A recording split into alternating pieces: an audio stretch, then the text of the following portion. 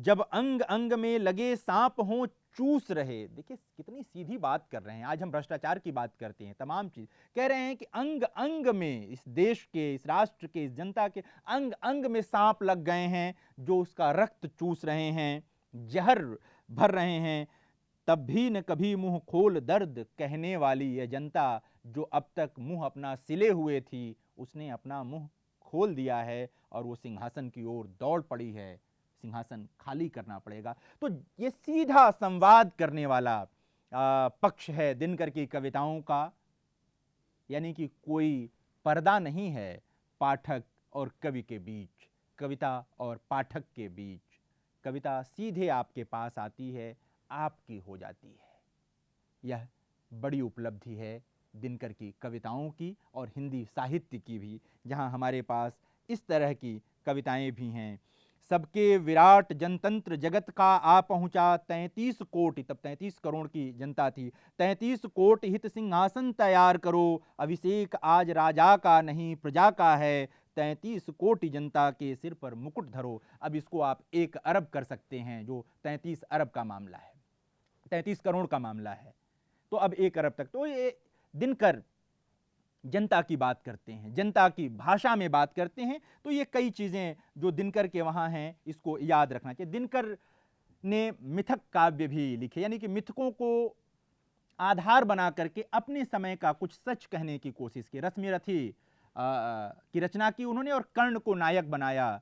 जो एक लंबा, हम जानते हैं कि कालक्रम है मिथकों का, उसमें कर्ण जैसे एक पात्र को जिसकी उपेक्षा हुई थी, उसे नायकत्व प्रदान किया और उसके भीतर जो मनुष्यता थी, जो गरिमा थी, उसको प्रकट किया और अपने समय के सत्य से जोड़कर यह सिद्ध किया कि कर्ण जैसे नायकों की आवश्यकता है भारत को। उसी प्रकार उर्वशी लिखा उन्होंने, जो कि प्रेम का महाकाव्य है। उर्वशी और पुरुरवा के माध्यम से कथा कही गई है, और पुरुरवा के माध्यम से तो इसमें एक तरह से जयघोष भी किया है दिनकर ने कि उर्वशी अपने समय का सूर्य हूं मैं। दिनकर उपनाम भी था उनका।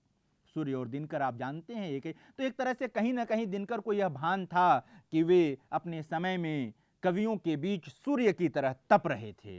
जिस तरह सूर्य तपता है दोपहरी में, उसी तरह से तो पुरुरवा उर्वशी से कहता है कि अपने समय का सूर्य हूं मैं। तो ये कई चीजें हैं जो दिनकर की कविता को पढ़ते हुए, समझते हुए याद रखना। यानी उनका मिथक सिर्फ अतीत राग नहीं है, यानी कि अगर वो उर्वशी की कथा में गए, वो कर्ण की कथा में गए, तो यह अपने अतीत के वैभव का गायन नहीं है, बल्कि अतीत का जो वैभव है उससे अपने वर्तमान की व्याख्या करने की कोशिश है, अपने वर्तमान को समझने की कोशिश है और अपने वर्तमान को यह सीख देने की कोशिश है कि देखो हमारे पास इतिहास में, हमारे पास मिथकों में ऐसे चरित्र हैं। प्रेम की जो व्यंजना है, प्रेम का जो औदात्य है, वह भी उर्वशी के माध्यम से सामने आता है। मुक्त निवेदन है प्रेम का, जिस पर उनकी आलोचना भी हुई थी, लेकिन अब जबकि यह विमर्श बहुत आगे तक निकल आया है, तब अब आलोचना के लिए कोई जगह नहीं है। एक लौकिक प्रेम को स्थापित किया दिनकर ने, और इस प्रकार स्त्री और पुरुष का जो एक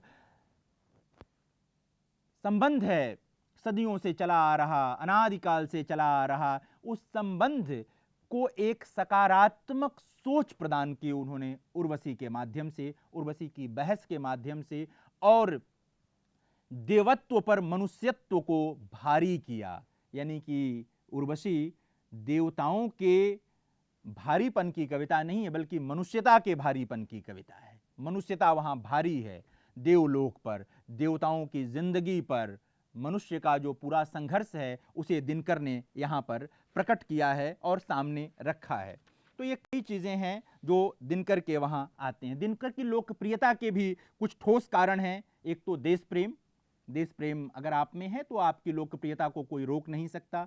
सहज भाषा, उद्बोधन और आवाहन की जो शैली है, जिसमें पाठक शामिल हो जाता है कविता में, और प्रेम का मुक्त गायन, ये कुछ मुख्य विशेषताएं हैं जिन्होंने दिनकर को अपार लोकप्रियता दी और आज तक वह लोकप्रियता कायम है। तो दिनकर को जब भी आप पढ़ें तो मुकम्मल दिनकर को पढ़ें, सिर्फ उर्वशी न पढ़ें, सिर्फ रश्मिरथी न पढ़ें, सिर्फ कुरुक्षेत्र न पढ़ें, 1947 के पहले के दिनकर को भी पढ़ें, 1947 के बाद के दिनकर को भी पढ़ें, वीरता और ओज की कविताओं के साथ उर्वशी भी पढ़ें, जहां पुरुरवा में बीच बीच में ओज दिखाई देता है।